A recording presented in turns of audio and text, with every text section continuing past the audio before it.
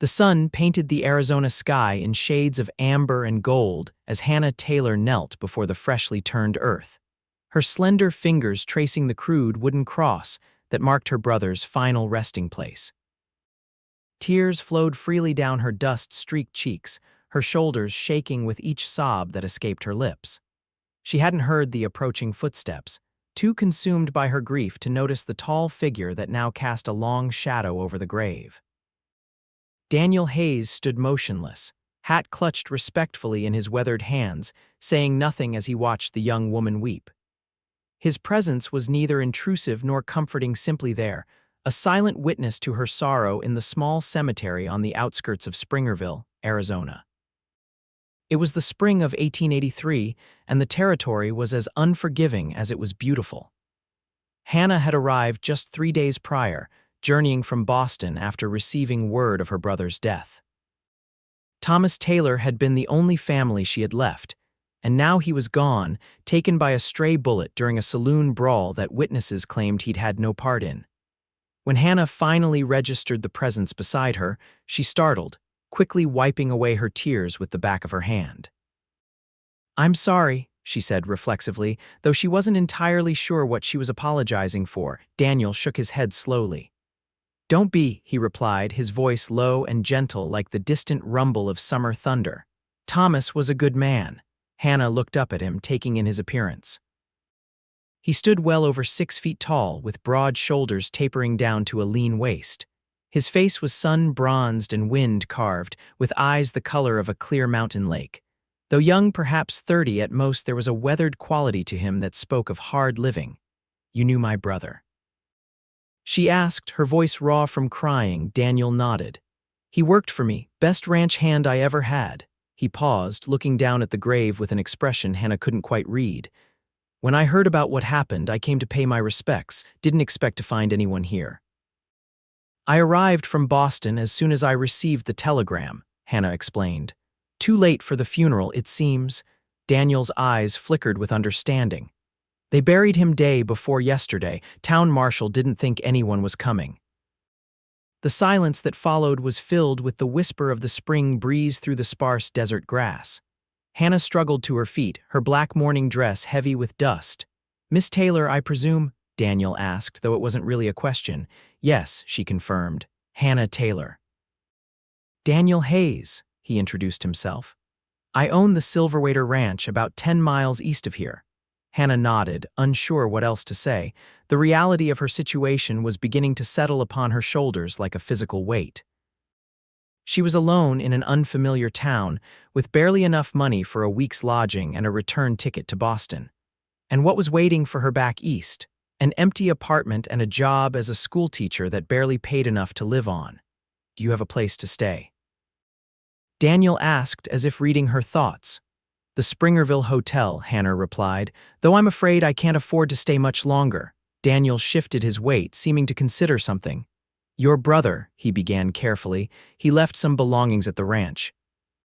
And his last month's wages, you should come collect them." Hannah's eyes widened slightly. "That's very kind of you, Mr. Hayes. It's what's right," he said simply. "I can take you there tomorrow if you'd like, bring you back to town afterward." Hannah hesitated, weighing her limited options. She needed the money, that much was certain, and recovering Thomas's personal effects seemed important, a final connection to her lost brother. "Thank you," she said finally. "I would appreciate that." Daniel nodded once, placed his hat back on his head, and offered his arm. "I'll escort you back to town. It'll be dark soon." The walk back to Springerville was mostly silent. Hannah was lost in her grief, and Daniel seemed content not to intrude upon it. The town itself was a modest collection of buildings, a general store, the hotel, 2 saloons, a bank, and various other establishments necessary for frontier life. It wasn't much compared to Boston, but there was a certain honesty to the place that Hannah found oddly comforting. "I'll come by for you tomorrow morning," Daniel said as they reached the hotel. 9 o'clock, Hannah nodded. "I'll be ready." True to his word, Daniel arrived precisely at 9 the following morning, driving a well-maintained wagon pulled by 2 chestnut horses. Hannah was waiting on the hotel porch, her single valise at her feet. She had changed from her morning dress into a simpler blue frock, though she still wore a black armband in respect for her brother. The journey to Silverwater Ranch took just over an hour. They traveled through stretches of desert punctuated by mesas and buttes, the landscape both harsh and beautiful in the morning light. Daniel pointed out various landmarks along the way, a rock formation said to resemble a sleeping giant, a small creek that ran year-round even in the driest seasons, a stand of cottonwoods that marked the boundary of his property. When they crested the final hill, Hannah couldn't help but gasp. Silverwater Ranch spread out before them, a large main house built of stone and timber, several outbuildings including a barn and bunkhouse, corrals containing horses of various colors, and beyond them, rolling grassland where cattle grazed. In the distance, a silver ribbon of water cut through the landscape. The creek that gives the ranch its name, Daniel explained, noticing her gaze. Springs feed it from the mountains, never runs dry. They pulled up to the main house and Daniel helped Hannah down from the wagon. Up close, she could see that the place was well maintained but not ostentatious, practical, like its owner. "Come inside," he invited. "Mrs. Galloway will have coffee on." Mrs. Galloway turned out to be a formidable woman in her 60s with steel gray hair and quick, efficient movements. She greeted Hannah warmly and insisted she sit at the kitchen table while a cup of coffee and a plate of fresh biscuits were placed before her. "Thomas spoke of you often," the housekeeper said, her eyes kind.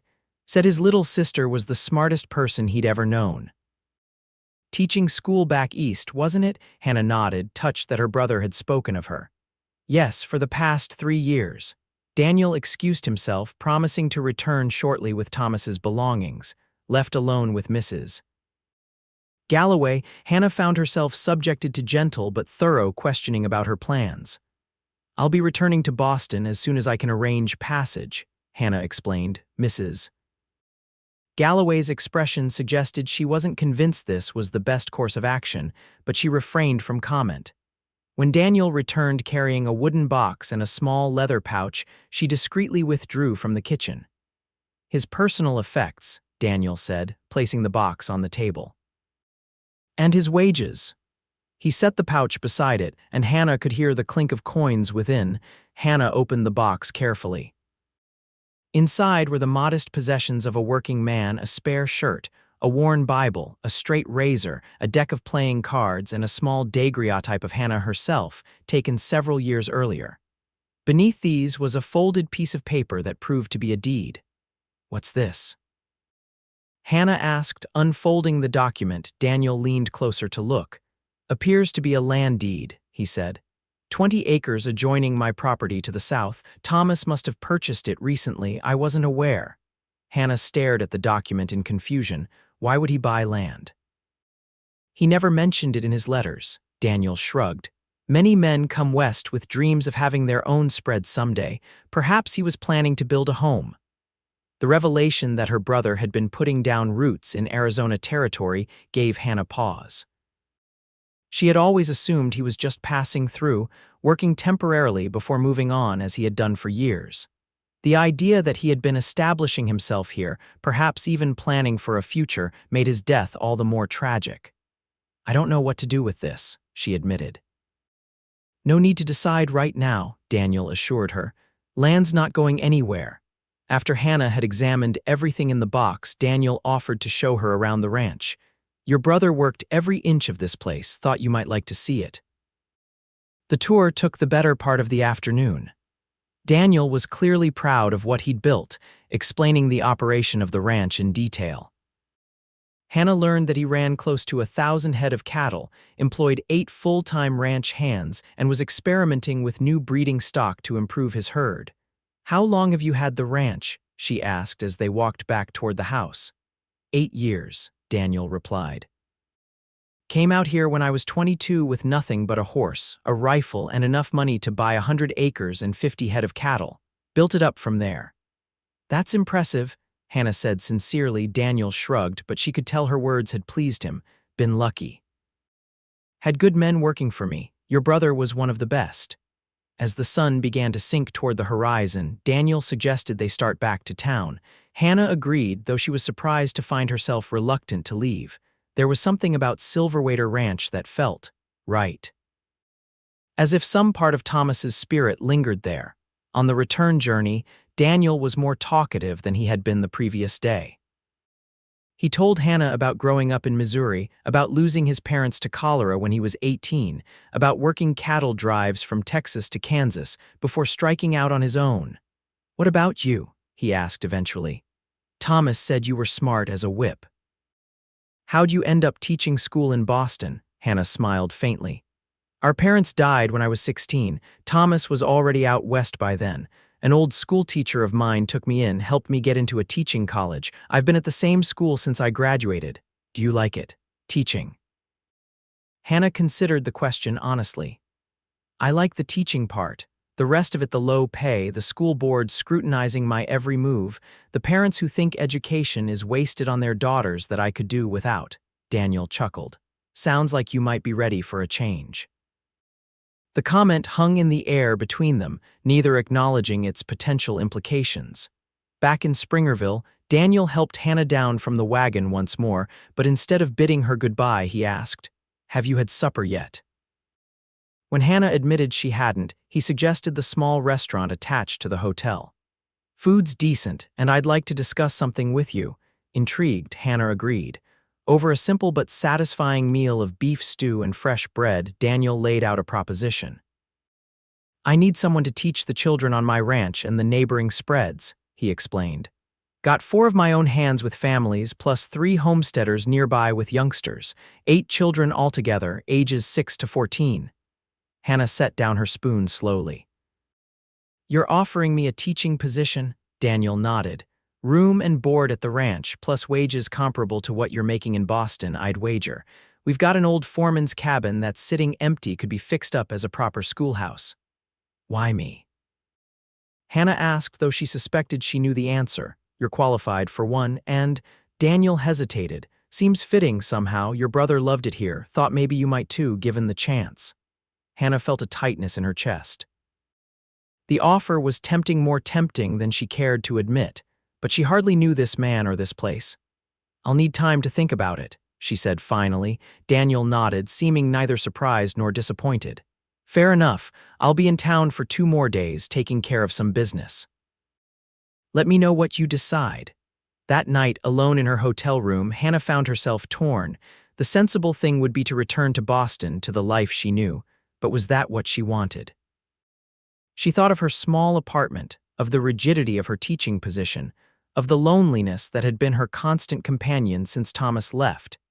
Then she thought of Silverwater Ranch, of the open spaces and big sky, of Mrs. Galloway's kind eyes, of the children who needed education. Of Daniel Hayes and his quiet strength. The next morning, Hannah walked to the telegraph office and sent a message to the headmaster of her school in Boston, resigning her position. Then she went to find Daniel. He was at the general store, discussing an order of fencing wire with the proprietor. When he saw Hannah, he excused himself and met her by the door. "I accept your offer," she said without preamble. Something flickered in Daniel's eyes, surprise perhaps, or pleasure. He nodded once. "I'll come for you tomorrow morning then, 9 o'clock. Hannah spent her final day in Springerville purchasing necessities, teaching supplies, additional clothing suitable for ranch life, practical boots to replace her city shoes. By the time Daniel arrived the following morning, she had 2 valises packed and was ready to begin her new life. The first weeks at Silverwater Ranch passed in a blur of activity. The old foreman's cabin was cleaned and repaired, with shelves built for books and a blackboard installed on one wall. Word was sent to the neighboring ranches that school would commence the following Monday, and children began arriving on horseback and in wagons, some traveling up to 5 miles each way. Hannah discovered that she enjoyed teaching in this setting far more than she had in Boston. Here, the curriculum was entirely her own to design, without interference from school boards or administrators. The children were eager to learn, their parents grateful for the opportunity being provided. In the evenings, after her pupils had gone home, Hannah often found herself invited to dine at the main house with Daniel. Their conversations ranged widely: books they had read, places they had seen, ideas about ranching and education and the future of the territory. Hannah discovered that, beneath Daniel's quiet exterior, lay a sharp mind and a dry wit that often made her laugh. As spring gave way to summer, Hannah settled into life at Silverwater Ranch. She began riding out with Daniel occasionally, learning the boundaries of the property and developing a deeper appreciation for the land that had called to her brother.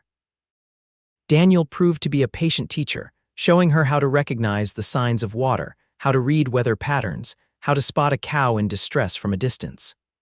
One evening in late June, they rode to the highest point on the ranch property, a mesa that offered views for miles in every direction. The sunset painted the sky in spectacular colors, and they sat in companionable silence watching the day end. "I've been thinking about your brother's land," Daniel said finally. 20 acres isn't much for cattle, but it's good land, has water access from the creek, would make a fine homestead." Hannah nodded, unsure where he was going with this. "Thought maybe you might want to build on it someday," Daniel continued, his gaze fixed on the horizon. "Make a proper home. That teaching cabin's fine for now, but a woman like you deserves better." Hannah turned to look at him, studying his profile in the fading light. "A woman like me," Daniel met her eyes then, and Hannah saw something in his gaze that made her heart beat faster. Smart, strong, beautiful. It was the first time he had given any indication that he saw her as anything more than his schoolteacher or his late employee's sister. Hannah felt her cheeks warm. "I don't know the first thing about building a home," she admitted. "I do," Daniel said simply. The implication hung between them, unspoken but clear. Hannah looked away, back toward the sunset. "I'd need help," she said softly. Daniel's hand found hers, large and warm and calloused from work. "You have it." The next day, Daniel took Hannah to see her brother's land. It was beautiful, a gentle slope leading down to Silverwater Creek, with a flat area perfect for building and enough trees to provide shade in the summer heat. Hannah could see why Thomas had chosen it. "I'll help you build," Daniel promised. "By winter, you could have a proper home of your own." Construction began in July. Daniel and his ranch hands laid the foundation and erected the frame of a modest but sturdy 3-room house. Hannah continued teaching during the day, but evenings and weekends found her working alongside Daniel, learning to cut and place shingles, to hang doors, to seal windows against the elements. As they worked together, their relationship deepened. Hannah found herself watching Daniel when he wasn't looking, the way his muscles moved beneath his shirt, the concentration on his face as he measured twice before cutting, the gentleness with which he handled the tools of his trade. For his part, Daniel seemed equally aware of Hannah. He stood perhaps a little closer than necessary when showing her how to use a saw, let his hand linger when passing her a hammer, sought out her company even when there was no work to be done. By early September, the house was nearly complete. Hannah had already begun moving some of her belongings from the teaching cabin, setting up her new home piece by piece. The school term was well underway, with her pupils making good progress in their studies. It was on a warm evening, as they sat on the porch of Hannah's new house watching fireflies dance over the creek, that Daniel finally spoke of what had been building between them. "I've been thinking," he began, his voice uncharacteristically hesitant. Hannah turned to look at him, her heart suddenly racing. "Yes, this house, it's a good house, solid, room to grow." He paused, seeming to struggle with his words. "But a house isn't a home without the right people in it." Hannah waited, hardly daring to breathe. "When I found you that day, weeping over Thomas's grave, I felt something I can't explain," Daniel continued. "Like I was meant to be there, like I was meant to find you." "I felt it too," Hannah admitted softly. Daniel took her hand, his touch sending warmth through her entire body. "I don't want you to live here alone, Hannah. I'm asking if you'll consider making this our home. Together." Hannah's eyes widened. "Daniel, are you proposing?" He nodded, suddenly looking boyish despite his 30 years. "Not very well, it seems, but yes, I love you, Hannah Taylor. I think I started falling the moment I saw you, though it took me some time to realize it." Tears filled Hannah's eyes, but they were tears of joy rather than grief. "I love you too," she whispered. Daniel's smile was like the sun breaking through clouds. He reached into his pocket and pulled out a small object, a simple gold band. "It was my mother's," he explained. "I've been carrying it, waiting for the right moment." Hannah held out her trembling hand and Daniel slipped the ring onto her finger. It fit perfectly, as if it had been made for her. When he leaned in to kiss her, Hannah met him halfway, her heart soaring with a happiness she had never thought to find in this place. They were married 2 weeks later in the small church in Springerville, with Mrs. Galloway, the ranch hands and their families, and Hannah's pupils all in attendance. The celebration afterward at Silverwater Ranch lasted well into the night, with music and dancing and more food than Hannah had ever seen in one place. That night, in the house that Thomas's land had made possible, Hannah and Daniel began their life together as husband and wife. Their passion for each other was matched by their tenderness, each discovery a new delight, each touch a promise for the future. As autumn turned to winter, Hannah continued teaching while also learning the business of ranching from Daniel. She proved to have a head for figures that complemented his practical knowledge, and together they made plans to expand operations in the coming year. In January, when Hannah missed her monthly courses, Mrs. Galloway was the first to notice the signs. By February, there was no denying it, Hannah was with child. "A spring baby," Daniel said with wonder when she told him, placing his hand gently on her still flat stomach. New life, just when the land is waking up. May brought not only the expected influx of new calves to Silverwater Ranch, but also a daughter to Hannah and Daniel. They named her Elizabeth Thomas Hayes, honoring both Daniel's mother and Hannah's brother in one breath. Standing on the porch of their home, their daughter sleeping peacefully in Hannah's arms, Daniel wrapped his arm around his wife's shoulders and looked out over the land that had brought them together. "Do you ever regret it?" he asked quietly. "Staying here instead of going back to Boston?" Hannah leaned into his embrace, feeling the steady beat of his heart against her. "Never," she replied truthfully. "This is where I was meant to be." As if in agreement, little Elizabeth stirred and opened her eyes the same clear blue as her father's. Hannah smiled down at her daughter, then up at her husband, her heart full to bursting with love for them both. "Thomas knew," she said suddenly, the realization washing over her. "That's why he bought the land. He knew someday I'd come here and he wanted to make sure I had a place to call my own." Daniel nodded slowly. "Your brother was a wise man. He would have loved seeing us together," Hannah said, blinking back tears. "Would have loved being Uncle Thomas to this little one." "We'll make sure she knows him," Daniel promised. "All the stories, all the memories. He'll be part of her life, even though they never met." Hannah looked out over the land that had once seemed so foreign to her and now felt like home. The creek sparkled in the distance, the cattle grazed peacefully on the hillsides, and the future stretched before them bright with promise. "Thank you," she whispered, not sure if she was speaking to Daniel, to Thomas, or to the mysterious workings of fate that had brought her west. Daniel pressed a kiss to her temple. "For what?" "For standing beside me that day," Hannah replied. "For not saying a word until I was ready to hear it. For everything since." As the sun set on Silverwater Ranch, painting the sky in the same amber and gold that had greeted Hannah on her first day in Arizona territory, she knew with absolute certainty that the grief that had brought her west had transformed into a joy she could never have imagined. And somewhere, she was sure, Thomas was smiling. The years that followed brought both challenges and blessings. Silverwater Ranch prospered under Daniel and Hannah's joint stewardship, growing to become one of the most successful operations in the territory.